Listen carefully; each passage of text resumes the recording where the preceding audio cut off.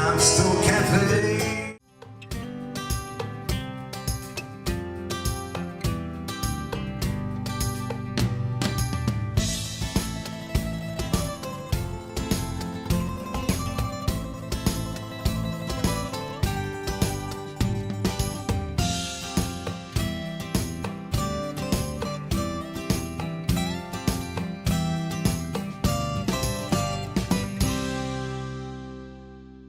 Jiena Marlin Xikluna nagħtikom merħba tieni programm tar-raba' staġun ta' Maltese DownUnder, programm bi produzzjoni kollha kemm mill-belt ta' Melbourne. Nixtieq nieħu din l-opportunità sabiex insellem lill-edituri tal-ġurnal elettroniku The Voice of the Maltese u nirringrazzjahom tal-artiklu dwar il-programm tagħna fl-aħħar edizzjoni tal-ġurnal. Minn hawn nawguralhom aktar ħidma sewja fost il-komunità Maltija fl-Awstralja. Fil-programm tal-lum ser nlaqgħukom ma' Marty Camilleri, fotografa tal-boxing, ma' Dr. Victoria Borg, kunsilliera mal-belt ta' Brimbank u ma' membri mill-Kamra Maltija Awstraljana tal-Kummerċ. L-ewwel taqsima tagħna llum ser tlaqgħana ma' Marty Camilleri, magħrufa sew għall-fotografija fiċ-ċirkwitu tal-boxing. Basically, I grew up with it. My dad loved the boxing, and he used to train me when I was a young girl. I tried to get my kids into it, and my son ended up taking it up.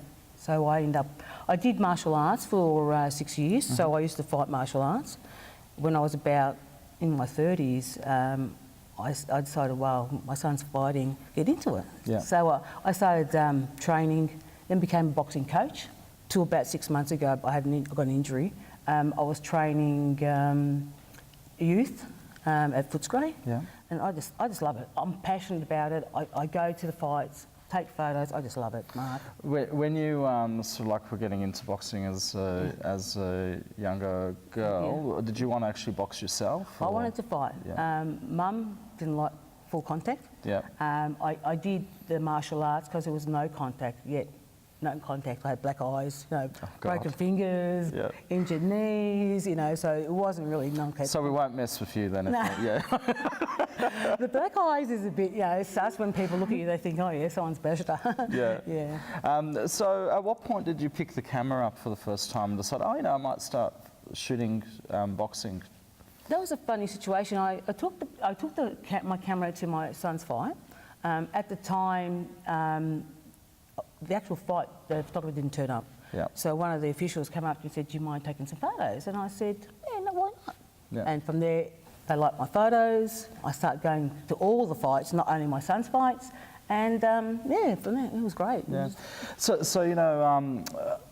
being thrown in that way, and I guess not really having an awareness of what to do from the point of view of camera settings and stuff on the day, what was your next steps after that sort of just perfected and become better as a boxing photographer? Well, first of all, I was very lucky. There was 2 actual photographers there that I would ask a lot of questions. I'm a question person. It's just practice. In everything you do, practice makes perfect. I'd go out there, shoot moving cars, anything that moves.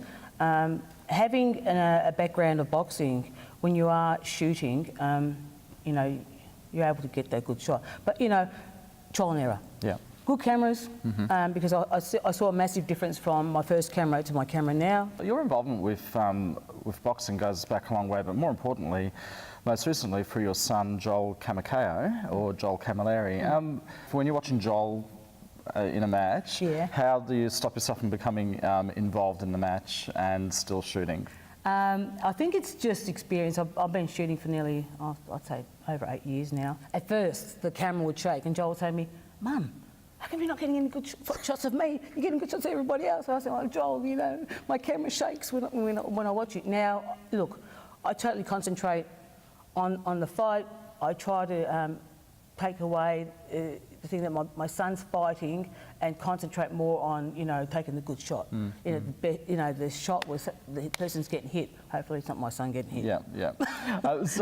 So because you do have the awareness of how boxing is done, when you're looking to create shots, like when you're there ringside, you're looking up through the lens. I'm imagining you're not always firing off. No. You've got certain movements that are going to give you a result of a good shot. So how do you work those out? Knowing the boxer knowing the movement. You know, some of them, left shoulder goes down. Yeah. I think, okay, there's a routine here. Left shoulder, right. Yeah. You know, so I read them. I read their body language. Like I said, having that experience. I just read their body language, and I know. And I actually sometimes carry that loud. 1, 2, 3. Hit. Right, so you know it, and so I guess it is that sort of thing where I guess certain players will have a absolute routine that you get to know over years. Yeah, I was reading that you have had some books. Sort of, you've been involved in producing some books. Yes. Do you want to tell us a little bit about that? Yeah. Well, I thought, what can I do with my good shots? You know, the shots that I like to advertise, and I thought I'm going to start putting a few books together. There's 2 young boys, the Maloney twins, that are going to be up there. So I had a little talk to them and put a 60-page hardcover together of all their fights and all the good shots that I've got. And they sold quite well. They actually signed the book and sold them. And then there's a couple of just boxes that want me just to put one together. Same thing. I do a copy of all their fights, of the good shots. I've sold probably a few hundred books, but about 5 different boxes have asked me to produce this book. Yeah, it's quite a bit of work putting a book together as well, isn't it? Initially, you know, you could look about 3 months, I'd say, to put a book together, and just to work out how you're going to design the book. That's a little hard, but you know, it's lots of fun. Lots of fun. Yeah. When we were preparing for the interview, you mentioned that you recently flew up to Brisbane to shoot the Horner and Packer. Tell us a little bit about that. Was that the biggest thing you've ever done to date? I was on a massive high. I put out on Facebook, because you have to have someone backing you. I put out on Facebook, I would love to do this fight. Now, there's thousands of people that actually apply for this. So to be picked from a lot of people, I felt like very privileged. Yeah, we flew out there and we straight away dropped our bags, me and a friend, and went straight to the VIP, saw Manny Pacquiao and Horn.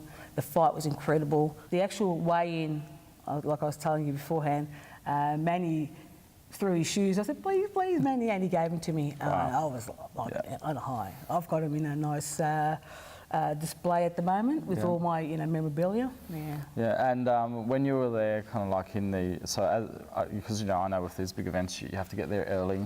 You see the whole build-up for the whole day, and then obviously you walk into the stadium when it's empty, and then you sort of like go in there and it's full all of a sudden. So what was that feeling for you, walking into the stadium when you could hear all of the crowd there and just the whole build-up? You really can't explain it, Mark. It's just, you feel important, but you feel like, you know, all your Christmas come at once. A fight like that is just amazing. You just have to go there and just feel it, get tingles. You know, I was up quite high, but I got some massive shots. And what they made us do is come downstairs after every fight and shoot the conferences as well. That was really exciting as well after the fight. It's just the feeling. You just can't explain it, Mark. It's just amazing. The best thing ever happened in my life, I think.